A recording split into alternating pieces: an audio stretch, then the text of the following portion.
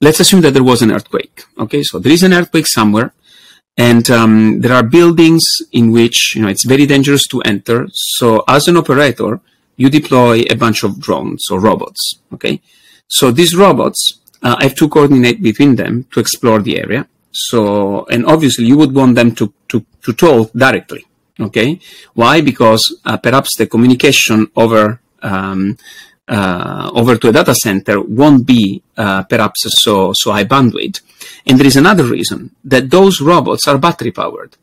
So you really want to minimize the amount of communication to what they need to communicate with each other in order to address their task.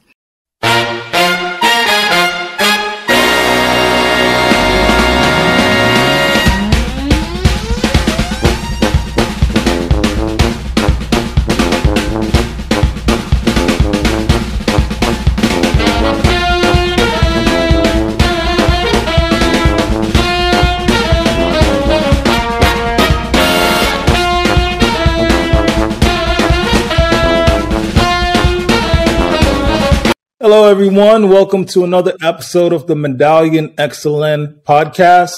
We are an emerging technology podcast. We speak a lot about the metaverse, artificial intelligence, AI, which is artificial intelligence, and blockchain. So if you are interested in this type of conversation, we have a lot of conversations. Check out our playlist. Also, subscribe to our YouTube channel and like the video so it can be shared with more people. So today I'm with Angelo Corsaro, who is one of the leaders in Zeta scale, which has a main product called Zenoh, which is used in robotics. But we are going to go into all of that, and we're going to learn all the exciting things that Zenoh is doing. So let's get started. So, Angelo, how are you doing today? I'm doing great. Thank you, Dwayne. Thank you very much for having me today. Very much looking forward to this, this podcast together. Awesome. So, something interesting that I didn't know is that Corsaro comes from pirates. Like your family were pirates at some point. Well, yeah, so Corsaro is a kind of pirate. It's actually, if you will, legal pirates. They were ordered. The story goes like this. They were chevalier that were asked by the crown to defend the coast by the invasions of pirates. And those were mostly pirates coming from the Barbary coast. And so, in fact, if you ever meet anybody with this surname, which is Italian, Corsaro, it's a relative of mine because it's just one family. Oh, wow. That's interesting. One of my cousins, in fact, is actually a captain, so he remained in the family business in a way. But he is, in fact, a captain in the Crown Princess, the company that does essentially luxury crusades. That's what it does. Yeah. And around what time period were your pirate activity was that most active? That's mid-age. Like 1800s. No, earlier than that. I mean, if you go in 1800, then most of the family were lawyers. So. Yeah, that's super interesting. So you are you have a product called Zenoh, which is being used in robotics, and it's finding like a lot of great use cases. Can you tell me more about that? Sure. So Zenoh is a pretty interesting new technology because when we started working on it, we were really changing or trying to change the status quo in distributed computing. And we wanted to do that because there were several pain points that we had, that our customer had, and that were related to the fact that more and more applications are spanning from the data center down to the microcontroller.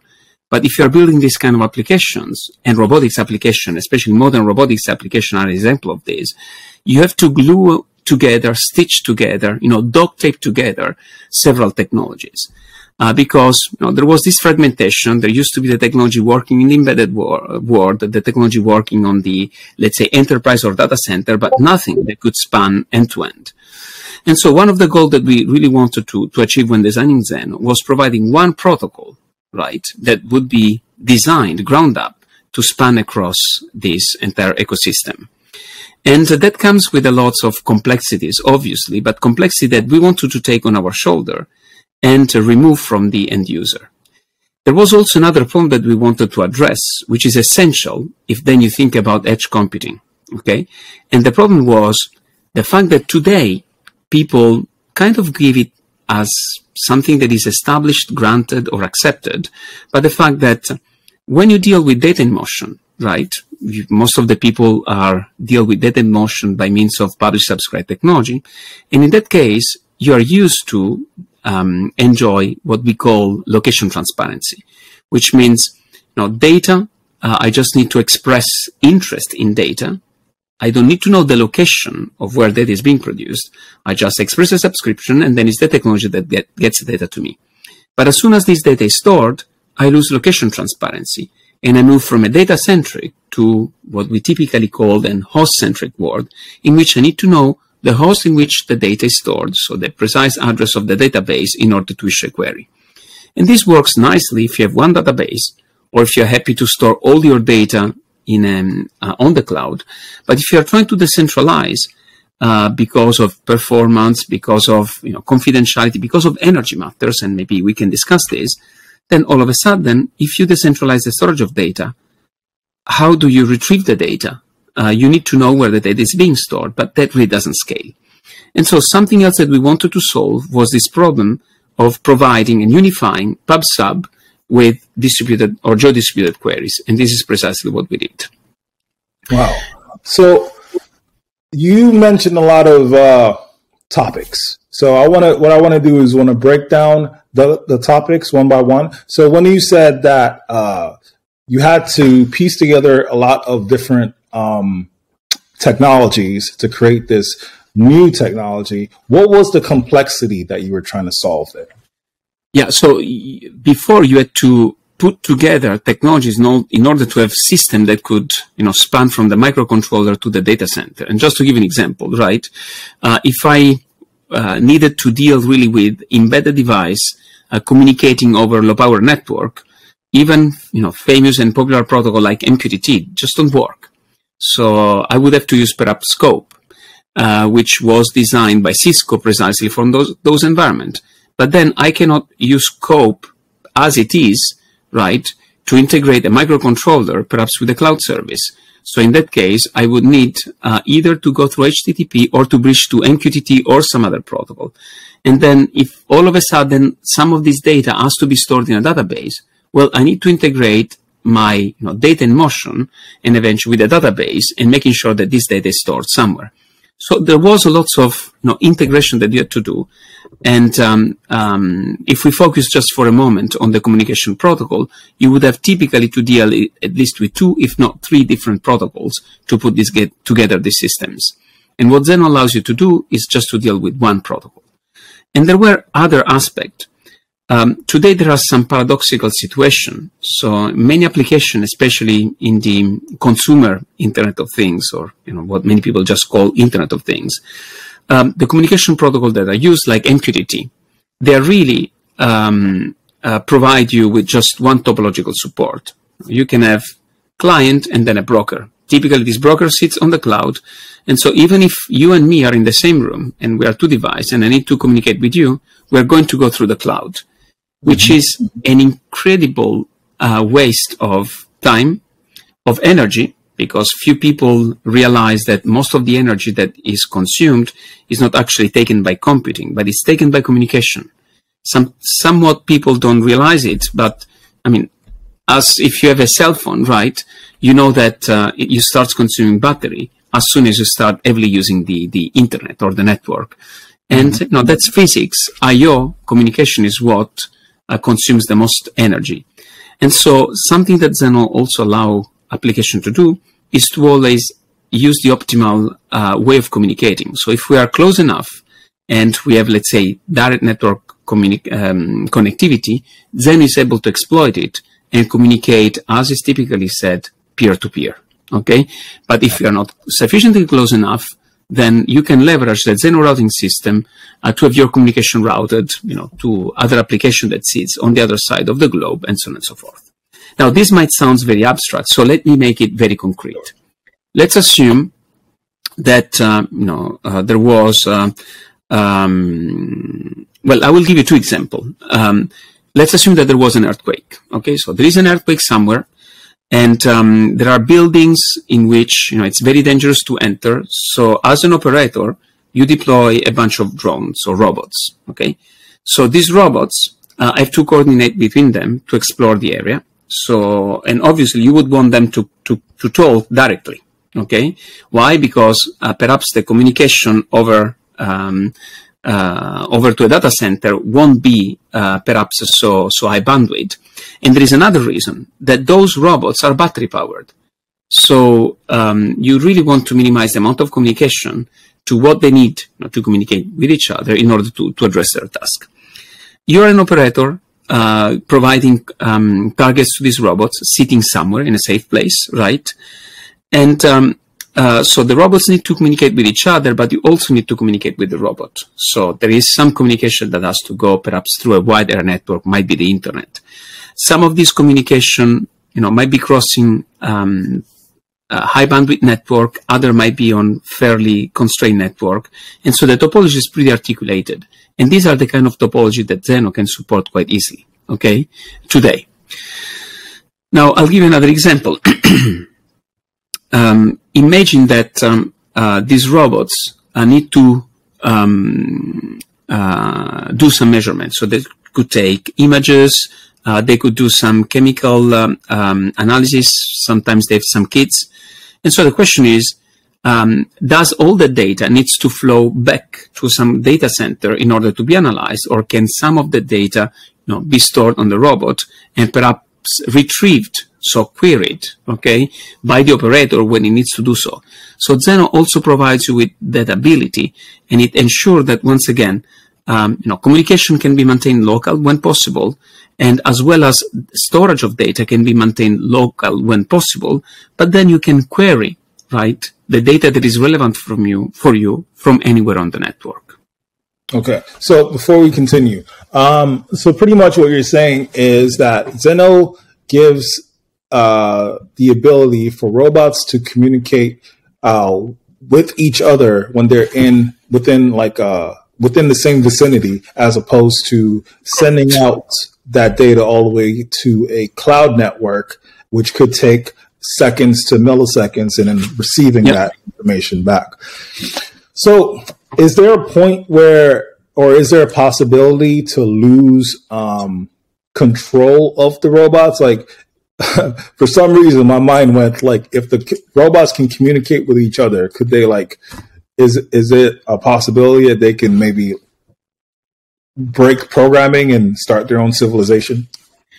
Okay, so there are really two aspects. The advantage of having robots coordinate with each other protects you from network disruption with the backend in a way. And the way, in the example I gave you, usually the way in which the operator interacts with the robot is that the operator gives a goal. Okay, so it tells, okay, please get into that room and make a scan or whatever, and then the robot does the planning on how to achieve the task that was assigned by the robot. So in that respect, the robot are semi-autonomous and always wait for a target from the human. Then obviously robot can be as autonomous as they've been programmed to, but in this specific case they are really collaborative, and they execute a task that has been assigned by a human. And in order to execute that task, they need to communicate and coordinate between each other. And that part is rather autonomous. Okay. So now, when we're talking about robots, what kind of robots? Because nowadays, a robot could be a toaster, right? So what kind of robots are we actually talking about? Well, there are all kinds of robots. So I guess some people are familiar perhaps with the dogs-like robots. There are several of those. I mean, one famous company is Boston Dynamics, but there are lots of companies like Ghost Robotics, Anybotics, and so on and so forth. So those are used quite a bit in search and rescue operations. So that would be an example. But something else that is very, very hot right now are AMR. AMR are autonomous mobile robots, and these are heavily used in warehousing. And again, in this application, you have a swarm of robots that to decide how to ship goods in warehouse. And those could be, warehouse like an Amazon warehouse, or a production plant like the one you would have in Foxconn. And just to give you an idea, Foxconn, which is the company that manufactures iPhone, I mean, maybe some people just know it for that, but they manufacture a lot. Okay, their factories, from the one end to the other of the factory, it takes 30 minutes by a bus. So those are huge factories, and you can imagine that there are huge logistical problems to ship goods around. It's like a city. It takes 30 minutes by bus. It is like a city. That's interesting. So, and even the network, I mean, the network in those systems is a mini internet. They have their own private 5G networks and so on and so forth. Yeah. That's interesting. So does Zenoh have computer vision functionalities, or it only is in control of the pub sub network? So again, I think if we were to make a parallel with the human body, right, as we were discussing or touching a bit on, the autonomous behavior of the robots, which is really the intelligence or the artificial intelligence, Zenoh really is about nervous system, okay? And many people think that nervous system is just about distributing information, but in reality, there is some memory that is maintained by the nervous system.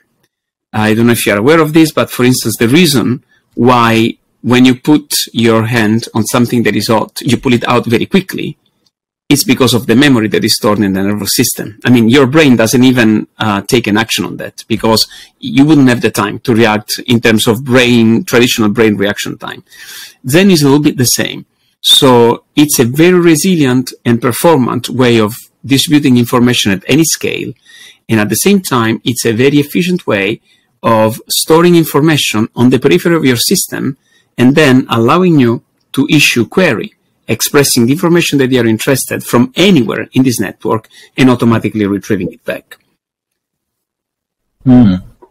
That's interesting. And I know this can sound abstract, so maybe I can give you an example with a problem that we recently solved in autonomous driving, which is the problem of the digital witness. Okay. So imagine that there are two autonomous vehicles at an intersection. Okay, these two autonomous vehicles crash into each other. Now the question is, who is right, who is wrong? And if there is a big difference between humans and machines, is that machines don't lie intentionally. Okay, at least not yet. So maybe there was a bug, but at least if you look at their black boxes, if they thought that there was nobody, they really thought that there was nobody. Okay, it's not as if they are lying. So there was something wrong in their perception, perhaps, and they smashed into each other. And so in some situation, it won't be clear who's the fault. And there you will need to get witnesses. And witnesses will be digital witnesses, which means other cars that perhaps were driving by the same intersection, or perhaps some infrastructural element on the intersection that also were reconstructing the environment, were keeping black boxes, and eventually you want to get precisely their view of what happened, so to try to understand who of the two cars, made the wrong maneuver. But now the question is, it's like if you think that we have a bunch of cars that were passing by this intersection, and you should imagine those as database on wheels. So the data is on the car, but I have no clue of where the car is, nor have necessarily a clue of the car that were there. So I don't know the who, okay? I know the what I'm interested. I know the kind of data that I'm interested on. I know the temporal interval for which, the data is relevant for me, and the spatial interval. So I know how to express a query of the data. Okay? And so this is an example where today this can very easily be solved by Zenoh, but not so easily solved, or not solved at all by any other computing technology, including DDS, MQTT, AMQP, you name it. And again, in Zenoh, if all of those cars are running Zenoh, right, and they publish and subscribe data with Zenoh, they keep data, they store data using Zenoh, let's say, supported storages, then an operator on the network, on the Zenoh network, could issue a query saying, hey, I'm interested in spatial recognition within this time interval between this volume. Wow. And it's Zenoh with his, query routing protocols that figures out where the data is and get the data back to you. So while you're talking, and with the example that you just gave, it made me think of like another use case, which I'm curious if you guys are covering. So Zenoh gives the machine the ability to communicate locally with another machine that's using the same technology, correct? So, correct. For example, let's say that the two cars that were in the example that you just had were made by two different manufacturers and brands, but they both use the same technology. Mm-hmm. Those two cars, although they're like made by two separate manufacturers, could they still communicate with each other to say, hey, I'm at this red light and I notice you, and the other car says, hey, I'm at this red light and I notice you? Could that happen, like even regardless of manufacturer implementation? So absolutely, and in order for that to happen efficiently, this communication technology would have to be standardized, and as such, there is an initiative within the ITU, which is International Telecommunication Union, which recently, and in fact, the recommendation was voted on the 29th of September 2022, after a 2-year study of all the protocols that were available on the market, recommended the standardization of Zenoh as a such protocol to communicate between, they call them not just vehicles, but intelligent transport system. A vehicle is an example of an intelligent transport system, but there will be some infrastructural element that will also be intelligent transport system, like a traffic light, right? And so on and so forth. But so this is precisely what we are trying to build. And there are, several different initiatives, and Zenoh has been picked up by, some of the most important standardization groups in the world. In fact, the standardization group that defines protocols, even for communication, as the protocol to be for this kind of applications. So, I mean, this is quite impressive for us, especially considering the fact that the protocol is fairly young, right? It has been around roughly for 2 years, at least publicly, because there has been longer research than that, but before was a closed protocol, and we opened it up only 2 years ago. But in 2 years, it has been growing quite massively, and that's because it addresses problems that the other protocols don't. And I mean, there is no magic, right? It's a matter of most of the protocols that are around today were designed 20, if not 30 years ago, and the world has changed massively. Absolutely. Yeah. And so this technology, when they communicate, this is kind of like a socket. Is that correct? But it's not really a web socket. It's higher. No, it's higher level than socket, right? Socket is socket is just a pipe, right, in which you can send and receive bytes between two endpoints. And what this really allows you to do is to essentially establish what we call a data-centric network, in which you can just produce data and consume data by declaring your interest, and at the same time store data wherever it makes sense and retrieve it by using queries that again are able to represent the data set that is relevant for you. And the way in which we do it is, I mean, the primitives are very high level, but then the efficiency of the technologies is also quite amazing. And there have been quite a few independent studies on showing how far more performant and resource savvy we are compared to alternatives. And I talk about order of magnitudes. Okay. Wow. So these machines must be collecting millions of data sets per second. Like, is there any artificial intelligence models that you're implementing to like optimize the type of data that's being collected? So more than optimizing the data that is collected, where we work quite a bit is to optimize the scheduling of sending data on the network. So when using networks, you have to be very careful on how you send data, because there is always a trade-off between utilization of the network itself, so the utilization of the bandwidth, and the latency. Okay, and most technology just blow this trade-off in your face, and they say, "Well, you deal with it." Okay, you find the sweet spot. And so, where we have done, I think, lots of work is precisely in trying to make sure that, let's say, our protocol implementation, between quotes, is sufficiently smart, okay, that, has the right trade-off already in place. And I think if you look at the numbers, right, we can deliver over 4 million messages per second. On a high bandwidth network, we can deliver 60 gigabit per second, which is huge, but still retain a latency of 10 microseconds, which is very low. Wow. Yeah, that's pretty much instant. Like 10 microseconds. That's pretty much instant. So, again, I think it's not just impressive because it's 10 microseconds. It's, if you think 10 microseconds in conjunction with the huge throughput that we deliver, because again, throughput and latency are really usually fighting with each other. Right. And in most systems, you need. So I think those two numbers put together are pretty impressive. And this is off the shelf without, any weird tuning. So this 10 microseconds, as we're saying, this is with 60 gigabits of data per second. We can send up, very impressive. Could maybe computers use this technology? Could computers like laptops use Zenoh to send information?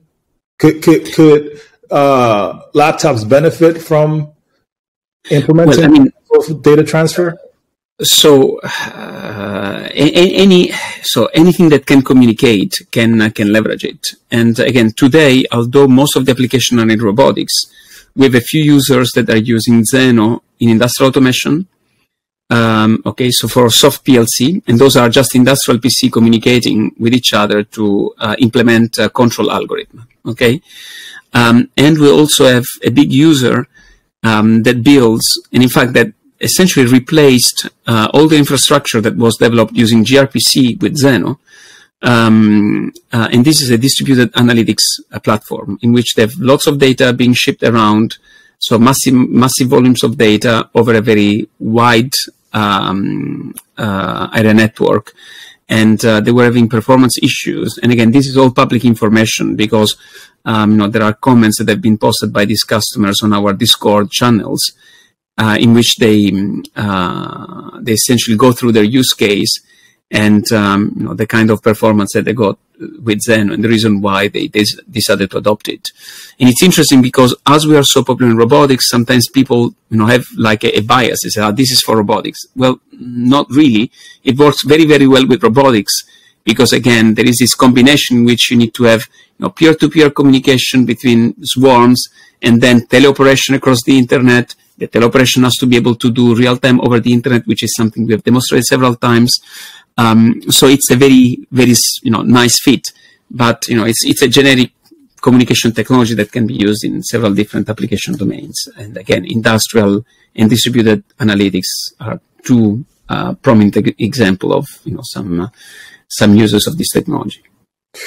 So where can this technology be implemented right now that will drastically change the way devices send and receive information? Like if a telecom company implemented Zenoh, would we suddenly experience a a massive increase in the rate that we send and receive data?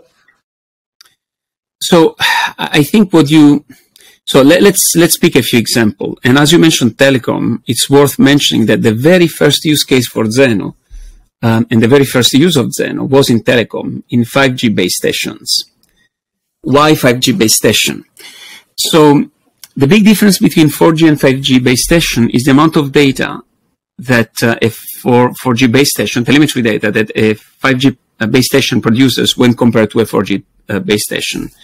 And the problem was that 4G base station were sending all this data to some data center that then was processing the data.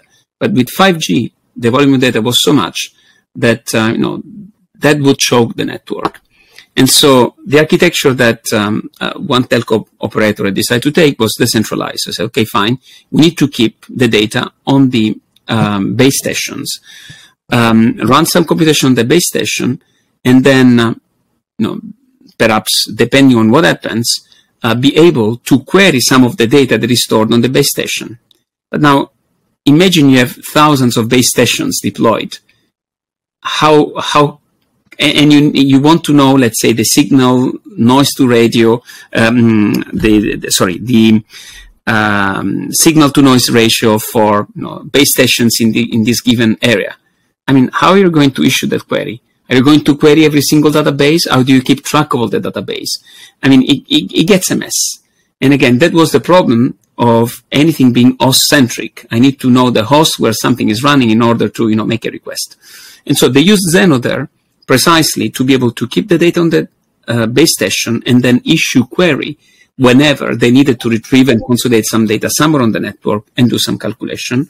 And also, start on-demand subscription to retrieve some live data, depending, again, on the situation of the network. So that was the very first application of Zenoh, probably 4 years ago, when the protocol wasn't public yet. Okay, so that was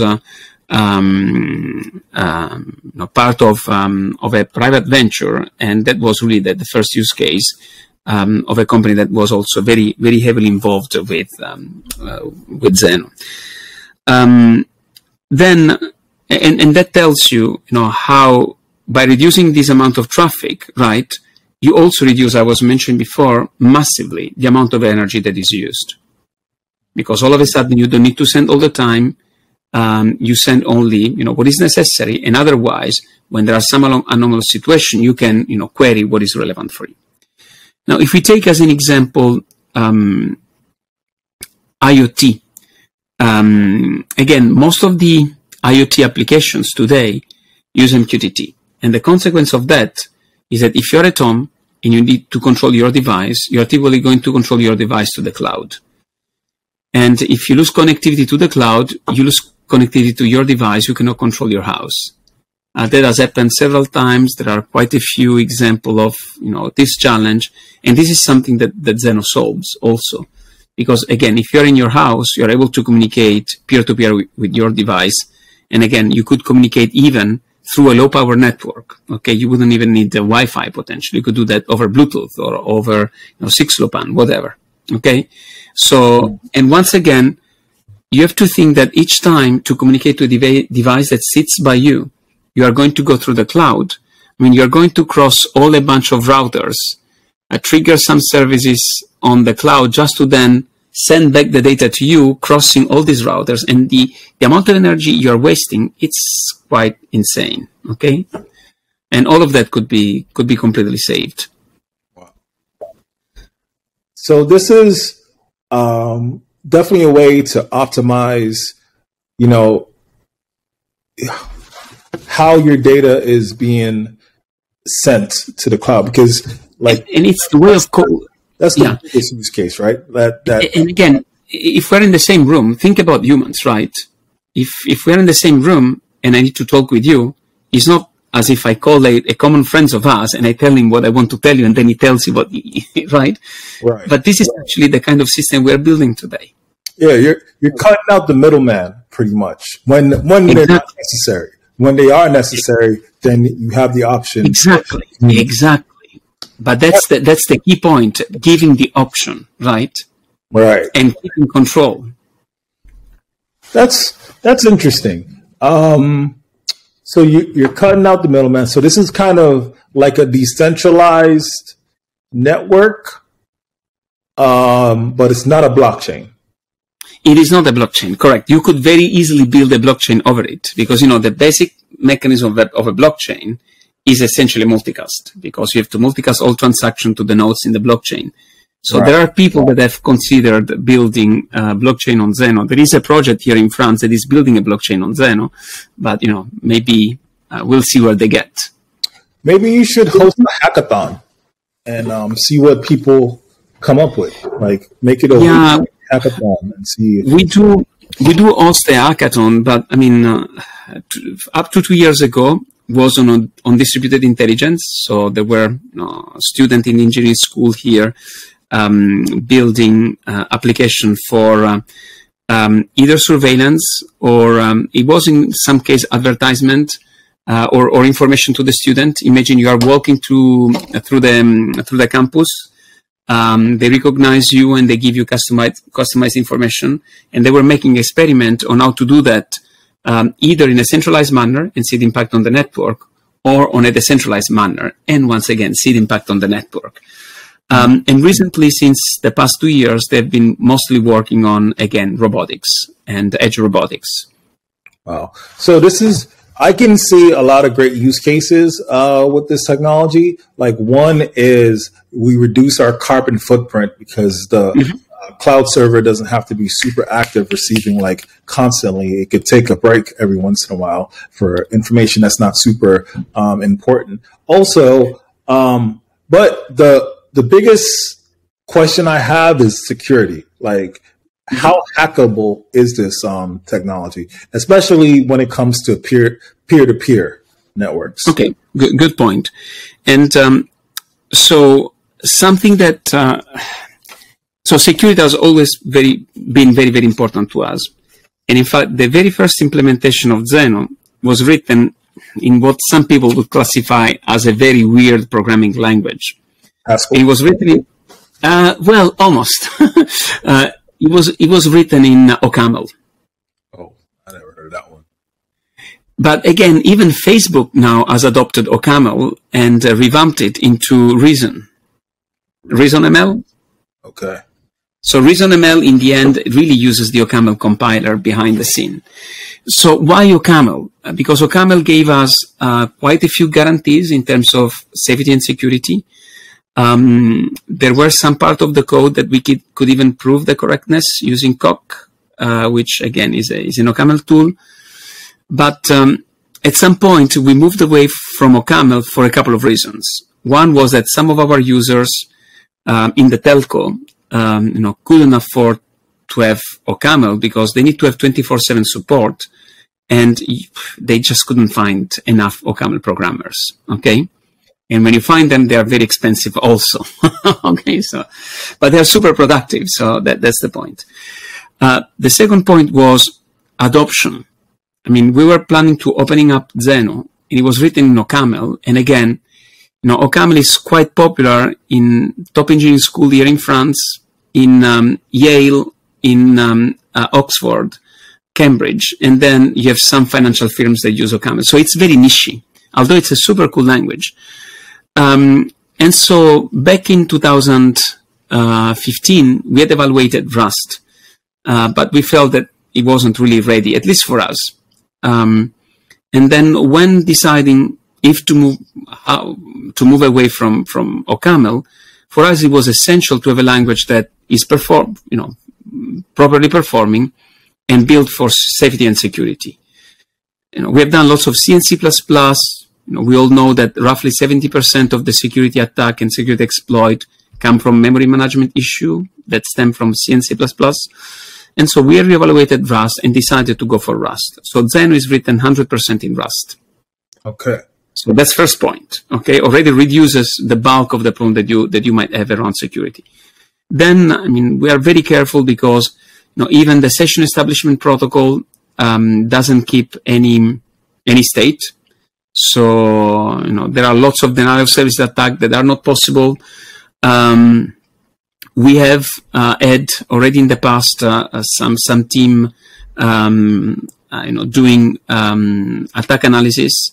And we have services running 24/7, and we collect all the form of attack that are tried and replay against our routers. Okay, so even in this day today, we had a student that just started, is finishing his PhD in security, and his sole purpose is to hack our router. Okay, so again, we try to have security by construction, by limiting, by construction using languages such as Rust, the kind of attack that are possible, and then we just keep trying to crack it. So with Rust, the primary security feature is that they can't attack your memory management. Is that correct? Because it's memory safe, correct, and we essentially don't use. Well, there are very few places where we use unsafe Rust, and that code is reviewed, peer-reviewed, and it's very carefully written. And then there is concurrency also, because you have safety with respect to memory management and concurrency safety, which is also very, very important to try to avoid leave-lock, deadlock, race conditions, and so on and so forth. Okay. Yeah. So when we first started, you mentioned something along with complexity and merging all these technologies together to create Zenoh. You also mentioned edge computing. Could you define what edge computing is? Yes. Okay, so as you know, there are 1 zillion definitions of edge computing, and there used to be edge computing and fog computing. So in the end, what we consider edge computing, at least this is our position, as synonymous of the cloud to things continuum. So for us, an infrastructure for edge computing should allow you to design and build systems that span from the data center down to the microcontroller. Okay, this is our interpretation. As you know, people coming from the cloud world, they prefer to see the edge as a cloud that is closer to things, but that's still limiting because you still have a barrier. And I find, for me, edge computing is not about deciding where is the edge, is making sure that you can draw your edge. You see what I mean? And so in other terms, there shouldn't be any separation. You should really try to unify this system from the data center down to the microcontroller. So I'm still a little fuzzy. What does edge mean? Like what edge? Like the edge between. So the point is there is no. So the real point is that there isn't any edge, because you see, and I'll give you an example. We've had endless debate on the community around this. If I say that the edge is the so suppose I'm someone was a factory, okay? So and we have a 5G network. So all of a sudden, what is the edge? Is it the edge of the 5G network, or is it the edge of my factory? Okay, and in that respect, there will be with 5G networks, there will be MEC server that where I can deploy my own application on the edge of the telecom network, right? I might also have servers on my premises where I could deploy part of my application logic. So where is the edge? Okay, but then what if I want to have applications that are provisioned down to a robot, or down to perhaps a microcontroller that is on a robot? Where is the edge? So our point is that this idea of trying to draw an edge is a fallacy. And in fact, anything that claims to be edge computing should give you the ability of deciding where the edge is. And the edge could be really down to the most embedded device that you might have. This is our interpretation. Okay. So is edge relating to a graph data structure where they have vertices and edges and No, not really. I think we have to go back to the origins of this terminology. So edge computing is really coming from the telco. And in the case of the telco, the edge makes a lot of sense because there is the edge of the network. And the edge of the network is the limit of what the telco operator owns. And I don't know if you recall, but several years ago, there was this initiative within ETSI called MEC. MEC used to stand for Mobile Edge Computing. Today, they've rebranded it, and they are calling it Multi-Access Edge Computing. Really, this is where edge is coming from. And it makes complete sense for the telco, because the problem that the telco had, they wanted to reduce the latency of the network between your, mobile, and this is why it was mobile edge computing, and their infrastructure. And so they wanted to bring computing closer to you. Okay, that's the MEC server. Okay, so in that context, it makes complete sense because there is a natural boundary. Then, if you look at the world of IT, there was this term that was coined by Cisco called fog computing. And I actually was part of the Open Fog Consortium that gave the first official definition and the formal definition of fog computing. And fog computing was really about an infrastructure that allows you, to provision, deploy, manage, and operate applications that span from the data center down to the microcontroller. That was really fog computing. And but again, this is fog computing as defined by the people that invented it. If you look at academics or if you look at publication, there are 1 zillion definition of fog computing as there are of edge computing, and there is a lot of confusion. But then, if we go back to what is the reality of system that we try to build, today the complexity really is in trying to unify and supporting this application. I take as an example robotics because it's a very good example. In a robot, and actually all the robots are on the other office, but in a robot, right, you have some microcontroller, okay? And you need to be able to run on those microcontroller and to have data that is flowing from those controller, communicate with, perhaps computer that are a little bit more powerful, like an ARM-A, with other robot, and perhaps with some infrastructural node that are, close to the robot. So some edge what people call some edge infrastructure, but up to potentially data center. And it's the unification of all this fabric that we find is interesting and necessary for properly supporting next generation applications. Mm. Oh, that's interesting. So, for the developers that are watching this and they're really excited about your technology, how can they get started? Like, do you guys have tutorials or like documentation or something? So they should go to the Zenoh.io website. They're getting started with Zenoh. It's very straightforward. We have a couple of blogs also that show and compare, the complexity of our API compared to other, even when programming the microcontroller. And we have really put lots of effort in trying to have a very clean API. It's very simple to get started with. Okay.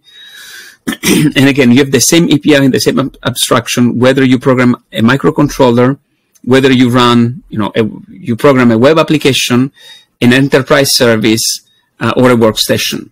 Okay. Wow. So it's one abstraction to unify end to end. So what languages are your API available in? So we support Rust, obviously, Python, Kotlin, and then REST. We have a REST API. Mm-hmm. So you can do actually everything with REST. We have some support for the .NET platform, so C# mostly. But that's, yeah. Okay. So you have the key languages. So data scientists typically, most of the time, use Python. We have quite a bit of Rust user, and then C and C++. On the embedded world, many people actually still use C++. Oh. Although Rust is growing, but it's really not there yet for the deeply embedded systems. Now, the metaverse is like a hot topic. People either love it or hate it, but I see a lot of great uses for Zenoh in particularly headsets, because if, for example, there's a group of headset users in one space, instead of that information going back and forth to the cloud to figure out like if someone moved or not, then within the space, then the headsets could communicate with each other, and someone can host a local type of Yeah, and you are spot on, because there was, this was actually some research done by university, but they were using Zenoh with, I believe they're called Hololens. Microsoft. Yeah. Exactly. to precisely do this, and in that case was really in a simulation scenario, okay? And it's a simulation for training for simulation. But again, it's a form of metaverse, you could argue, right? Right. Predecessor of metaverse, I would say. Yeah. Absolutely. Yeah. So in my last podcast, I spoke with Mike Griffin. He's been in like VR and metaverse technologies for like 30 years.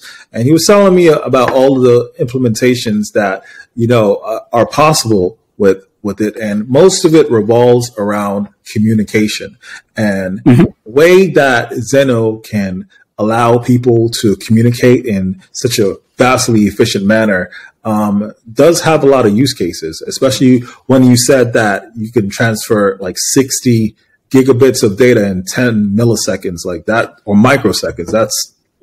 That's crazy. That's definitely something to take. Yeah, so just to be precise, so our peak throughput can be 60 gigabit per second, and our latency can be as small as 15 microseconds. And the other important point is our wire overhead, which we haven't touched upon yet. So, what is wire overhead? So as a user, you only care about the data you're sending. But when you try to send data, the protocol they use need to add, some protocol information. And so the question is, how big is this protocol information compared to the data that I'm sending? And in the case of Zenoh, that extra is between 4 and 6 bytes, which is nothing, because if you compare with anything else, it's at least 10 times more. Wow. Okay. And the other interesting things is that, as in some cases, we don't need an IP network. We can run, in fact, on top of a data link. And so we have application which, again, you have application that can talk directly through the data link because they are constrained in space, and then bridge to an IP network to talk with the application that sits on the other side of the internet, potentially. Wow. That's interesting. So what companies are you at leisure to talk about, like the different companies that you're working with right now? Well, there are some that are, it's publicly known that they are quite verbal about Zenoh. So about those, I definitely can. Talk about them and their implementations. Okay, so we have one company. So, for instance, it's FA Robot that is using our entire stack for AMR. Again, these are advanced autonomous robots, advanced mobile robots, right? Exactly. And again, Zenoh is used there for the Swarm core, which is essentially all the software for coordinating and communicating between robots. Yeah. We're working quite closely also with a very innovative company called Mission Robotics, who is working on a next generation stack for maritime drones. Maritime exploration, so both above the ocean and deep ocean, is super challenging because you have water and salty water, which is very corrosive. You have huge vibration, you have pressure, and so typically, as you need very high quality networks and hardware, you have to scale down your expectation in terms of computation power. On top of that, those are battery powered, and again, you want the battery to last for your entire mission. And so we're working closely with them because there is this new standard called Bristlemouth, and it's entirely based on Zenoh.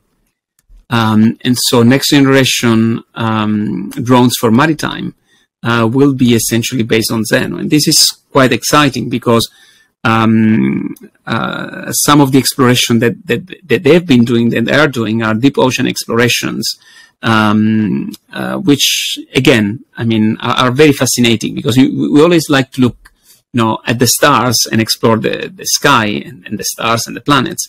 But there are so many mysteries still in our oceans that await to be discovered. And, just not because of my surname, I always have had, special attraction to the sea and the oceans. So I find that quite fascinating. As I said, we have quite a few use in robotics. And besides AMR, we have quite a few customers in robotics.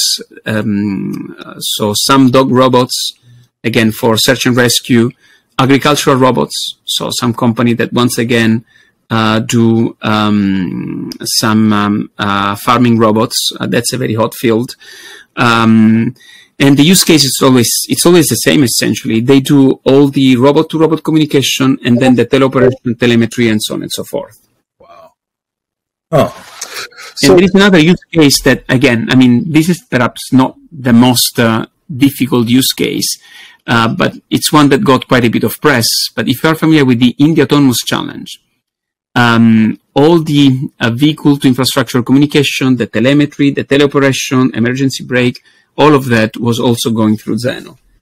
And that's because it was the only one protocol that could work on that network environment without breaking the network. Because it's a fairly constrained network. And those cars are driving at 300 kilometers per hour. Yeah. That's pretty interesting. So, can you speak more on spawn? Like a group of robots is called like a spawn, right? Or swarm. A swarm. Swarm, yeah. Can you speak out more on how Zenoh can be used to like control like a group of robots simultaneously? Yeah. So essentially, again, this group of robots, when they are assigned with a task, as I was mentioned before, they need to coordinate. They need to exchange quite a bit of data between themselves, and the ability of Zenoh to communicate efficiently over several kind of constrained networks really makes a difference. Okay, so that's really the advantage that Zenoh has. And one of the problems that some of the technology or alternative technology have been suffering of is precisely the overloading of the network, especially when running on wireless network or network that have lots of packet loss. And that's really where Zenoh has been showing the difference. Okay, so it's both in terms of the communication topology it supports, as well as how well it can run on a fairly constrained environment, and I would say complicated network settings. There are other cases like platooning. I mean, we have not discussed about platooning, but in some situation, you don't have a network that is like a Wi-Fi, right? When you have a Wi-Fi, all the different devices can communicate with each other through the access point. But in that case, there is no Wi-Fi, so you need an ad hoc network. And Zenoh also makes it easy to communicate over these kind of meshes. So you can create a mesh and make sure that, again, information is properly routed between the different elements in of your network. Wow, that's so cool. So, like the location of the automaton plays an important role, right? This is location transparency, and that's a feature in Zenoh. Can you speak more about that? Yeah. So again, location transparency in Zenoh applies to two things, as I said before. It applies to data and movement. So all of a sudden, I don't need to know where the data is coming from. I just need to express interest on a data set, and this is what I receive. And it applies to data at rest. So all of a sudden, I don't need to know where the database is sitting on the network. I can just issue a query, and Zenoh gets the data for me. And when I say database, I don't mean to say that we implement our own databases. I mean, we can integrate several mainstream databases, MySQL, MariaDB, some time series databases, NoSQL databases like RocksDB. What Zenoh does, it gives you a query language that allows you to express dataset. Okay, this query language, I mean, looks like most of the query language that people that work with the web are used to. And then it is Zenoh routing that figures out what is the set of storages in the network that can answer that query, and the set of coverage of storages in the network that is closer to me that can answer this query, goes to those servers, trigger the query, and retrieve the data back. So let me give an example. Suppose that you had a Zenoh network that you were using at home, okay? And some of the data that your device were producing was stored in your house and also perhaps on a cloud, okay? Now, if you're at home and you issue a Zenoh query and say, hey, I would like to know in the last 3 days, what was, I don't know, suppose that you were storing your energy consumption. What was my energy consumption? So that's a query, right? So in that case, Zenoh would know that there are two storages that can answer that question, but depending on your location, we'll see that the storage in your house is the closest one. So that's where it would route the query. Okay. Now, suppose that now you're traveling, okay? You are here visiting me in Paris, and from Paris, you issue the same query. In that case, perhaps the closest database is not the one in your house, but it's the one in the data center. Okay. And all of that is transparent. You do not need to know where the data is. You just express what you are interested in. It's not the where or the who, it's the what. And that's all it matters. And then Zenoh does the rest. So I'm drawing parallels with blockchain's IPFS network. Are you familiar with that? The only difference is that the IPFS network is mainly focused on storage, but as far as like finding the file that you're looking for, it searches for the closest available place where that file is stored, or a computer where that file is stored, and then retrieve it from that place, as opposed to like retrieving it from like how it's traditional. How essentially, yeah. So essentially, this kind of technology typically are all inspired to something that is called NDN, Name Data Networking Protocols. Right. And Name Data Networking Protocols, there were really two initiatives. One out of Stanford, okay, that was proposing some protocols for that, and one in Europe that was called NGI, Next Generation Internet. And I was part of that along with some other European. And the idea of this protocol was, okay, so if we were to design the ideal protocol for the internet today, how would it be? And how different would it be from IP? And in order to understand that, you need to understand what is the problem with IP. The problem with IP today is that our internet is, data-centric. Usually, you don't care what is the address of a web server. You care about some page, which has a name, right? Mm-hmm. That's how you address it. And then, although the internet is data-centric, then we need layers that convert this name into addresses. Because in the end, when the internet was designed, although there was this move from circuit switched to packet switched, still we maintain this idea of the host, which is like the phone number in phone system. Mm-hmm. And so, in this initiative, NDN in Stanford and NGI in Europe, we were designing protocols that were data-centric and would allow you to actually issue query, and in such a way that you don't need to know where the data, the host, is the network that understands the name. So that's why name data networking, and routes this request based on the name of what you're looking for. Okay. Now, this protocol, there are several of those. They are very good for retrieving static data. They are not very good for real-time data. Mm-hmm. And so one of the issue that another fragmentation was that NDN protocol were great for adding location transparency for data at rest. Okay. But then if you needed to do, distribute some sensor data or, some streaming data, they weren't very good. Mm-hmm. And again, you had the problem of having two different protocols to build a system that could do both. And in a way, Zenoh unifies also these two worlds, and it's the only one protocol that can do both very efficiently. Wow. Well, that's interesting. So now, the energy that that has been traditionally expensed to send and receive data has been like vastly condensed and optimized with the Zenoh network. So like, as far as like future implementations or future, like, where do you see yourself in the future? Where do you see like this company as well as like this protocol in the future? Yeah, again, we're really working hard to become the nervous system of next generation automotive and robotic systems. That's really where we see ourselves. We think, we're putting the effort, the discipline, the passion. I think the community and the user are seeing it. And it's not just a question of wanting to be there just because we want to be there. I sincerely think that as of today is the best protocol around to solve this problem.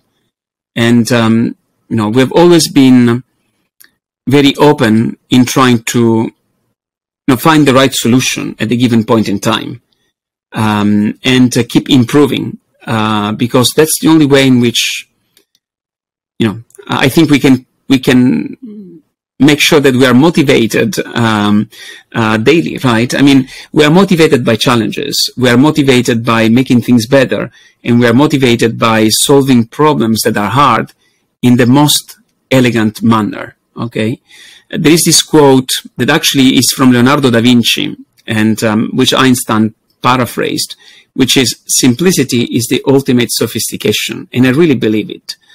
I mean, every day, right, we try to take a hard problem and smash our head at them, up to when our understanding can be so deep that we can formulate the simplest solution to that problem. I think that is fine engineering, and this is really what we are committed to doing. Very cool.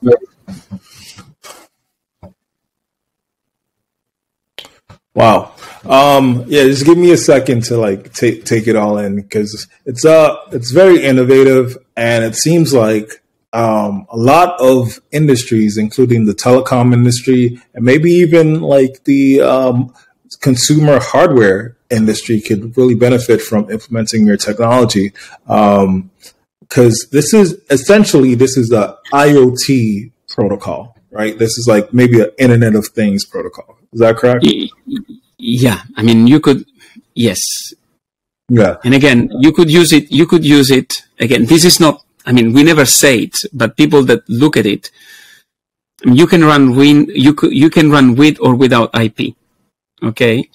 And, so there are lots of things that you can do with Zenoh that really make it a next generation protocol for building, IoT, for building, highly networked, high performance, large scale applications. Yeah. Wow. Yeah, man. I hope that we can get this message out, because this will definitely benefit me in particular, because my phone will speed up, and probably because it's not, sending so much messages to and from a server, it could probably lower the amount of energy the battery is using. So I'll probably get extended battery life. So I hope Apple and Google see this podcast and also see your work on YouTube and can implement this technology so that it can benefit us in the future.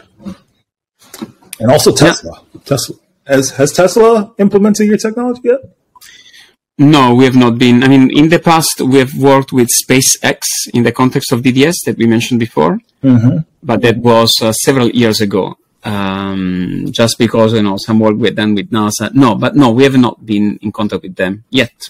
Okay. Who knows then? Well, it's all about just getting the message out, and I hope that this podcast serves that purpose, to get the message out about this amazing technology. So usually I like to give our guests the last word as far as, promoting your technology, any upcoming events, or just anything that you want to say. Yeah, so essentially, we are going to announce shortly a series of webcasts. So people that want to learn more about it, they will find it on our website, zetascale.tech, as well as on LinkedIn. If you want to learn more about Zenoh, welcome to visit our website, Zenoh, so Zenoh.io. And again, so you didn't ask the root of the name. And the name really comes from a Greek mathematician. There was this Greek mathematician called Zenoh, which spent a lot of work on the paradoxes that emerge when you start working with as very small numbers, and you assume that real numbers are continuous.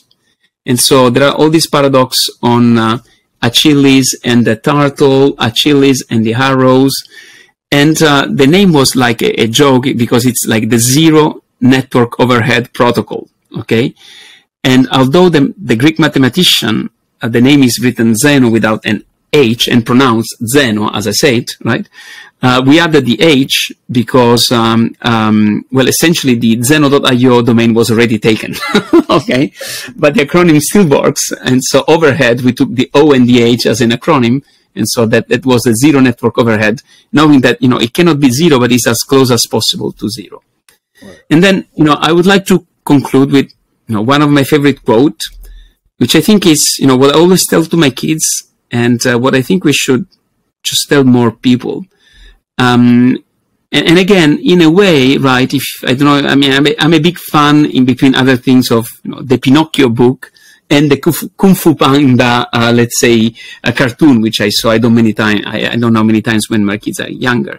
But I think, to all the youngster people in technology, that listen us, besides the quote from Leonardo da Vinci, which I think that should really keep in mind, because, our role as engineer is to make things as simple as possible and as elegant as possible, then you should always keep in mind that it's patience, persistence, and perspiration that make an unbeatable combination for success. That's something and this is what we do every day. Yeah, so that's cool. That's like, you have a very innovative platform, and I hope it gets the recognition that it needs. Not only just for like words to say to sound good, but because the technology is like actually very impactful, and it can really supercharge our devices and take it to the next level, as well as introduce new use cases that a lot of people like haven't even thought of, because they haven't had like this technology to play with yet. So I really wish you all the best. And again, before it was just complicated because you had to stitch so many things together, right? Mm-hmm. Absolutely. All right, Angelo, thank you for being on the Medallion XLM podcast. Thank you very much.